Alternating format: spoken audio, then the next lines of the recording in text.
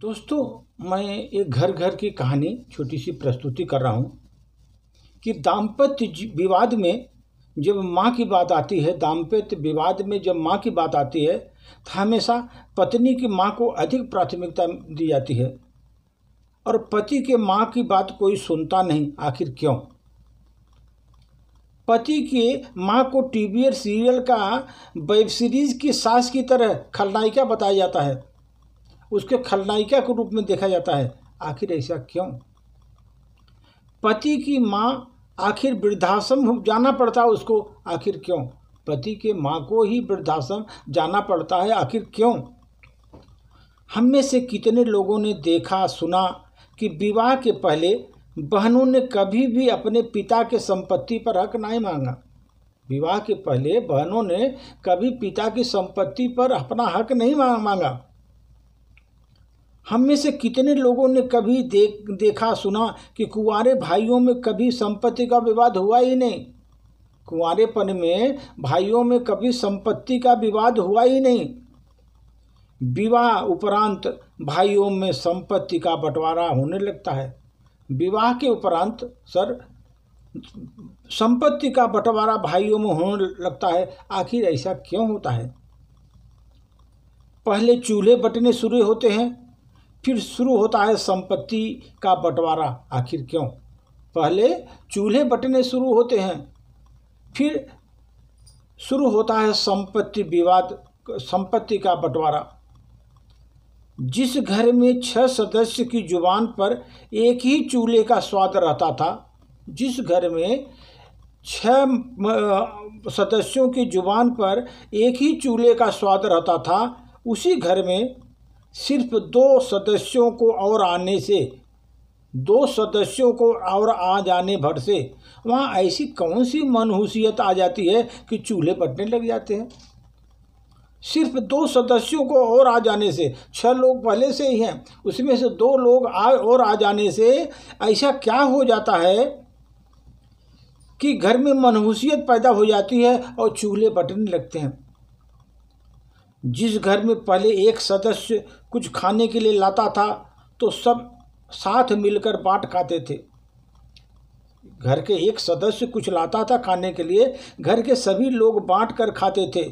अब उसी घर में लोग खाने की चीज़ें छुपा कर ले जाते हैं। आखिर ऐसा क्यों होता है? जिस घर से 2-2 बेटियों को पढ़ लिख करके इज्जत के साथ विदा हो चुकी हैं, जिस घर से 2-2 बेटियां पढ़ करके इज्जत के साथ विदा हो चुकी हैं, उसी घर में नई नवेली बहू का घर को छोटा लगने लग जाता। आखिर क्यों? नई नवेली बहू को वो घर छोटा लगने लगता है। ऐसा क्यों?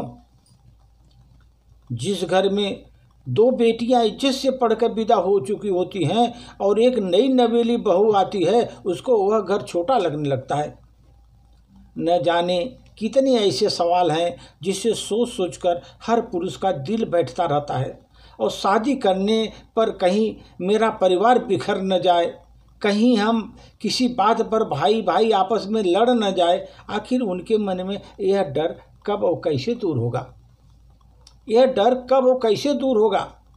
वह भाई जो बचपन में किसी गैर के हाथ अपने भाई पर हाथ उठाना बर्दाश्त नहीं कर पाता था, वही भाई अपने भाई की जान का दुश्मन कैसे बन गया? क्यों बन गया? जब पुराने समय में कुछ दामादों और मर्दों ने बेटियों के दहेज के लिए जलाया, सौदा किया, मारा पीटा, हत्याएं तक की, तो उसमें एक कहावत बना डाली कि सभी मर्द एक जैसे होते हैं। आखिर क्यों? क्या सचमुच में सभी मर्द एक जैसे होते हैं? ऐसा कहने वाली महिलाएं इस बात को भूल गईं कि उनके पिता भाई भी एक मर्द हैं, उनके भाई पिता भी एक मर्द हैं, पुरुष हैं। आज उन बेटियां दहेज के लिए नहीं जलाई जाती। जितने बेटे घरेलू कलह के कारण मानसिक रूप से विकसित हो रहे हैं, आज उतनी बेटियां दहेज के लिए नहीं जलाई जाती जितने बेटे घरेलू कलह के कारण मानसिक रूप से विकसित हो रहे हैं, आत्महत्या तक कर रहे हैं। आखिर क्यों? घरेलू कलह का कारण इतना बढ़ क्यों जाता है कि लोग आत्महत्या तक कर रहे हैं? आखिर ऐसा क्यों होता है? आज के तारीख में एक बेटे की माँ को उसी समय चिंता शुरू हो जाती है जब उसके बेटे की शादी की बात चलने लगती है। जब उसके बेटे की शादी की बात चलने लगती है उसी समय उसके माँ को चिंता हो जाती है, चिंता होने लगती है कि आज तक कुंवारे बेटे बेटियों को अपनी माँ को वृद्धाश्रम नहीं भेजा होगा, आखिर ऐसा क्यों? सोचिए, हमें सोचना ही पड़ेगा आखिर ऐसा क्यों होता है।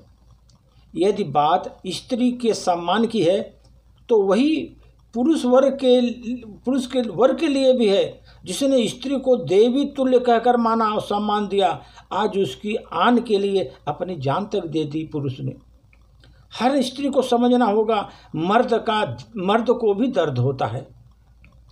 हर स्त्री को समझना होगा कि मर्द को भी दर्द होता है और यह उनका दर्द उनके आंसुओं के जरिए नहीं निकलता, बल्कि हार्ट अटैक, हृदय आघात के रूप में आ जाता है और बेचारा खलास हो जाता है।